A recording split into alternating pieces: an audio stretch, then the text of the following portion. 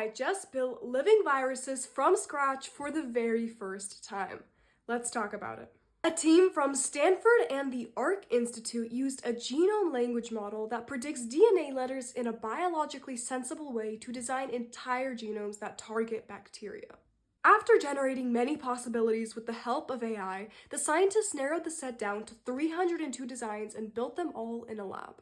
When looking at the results, the scientists found that 16 of those designs produced functional bacteriophages that infected and killed antibiotic-resistant E. coli. By the way, this includes strains that the original FEX174 virus could not handle.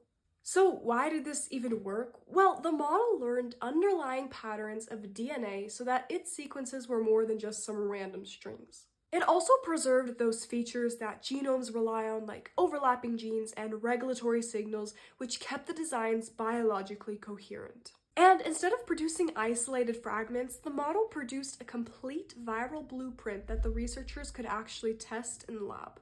However, it's important to note that this study is a preprint and has not yet gone through peer review, and that the authors set guardrails to exclude human-infecting viruses from training. This breakthrough could give hospitals a new class of targeted therapies that are written like software and produced on demand, which is an extraordinary promise for patients who are running out of options. Yet, it is also expanding the playbook for people who might abuse biology carelessly, and that is a risk that we cannot ignore.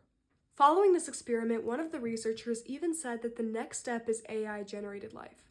If that is true, the question is not whether we can cross that line, but who will be in charge when we do.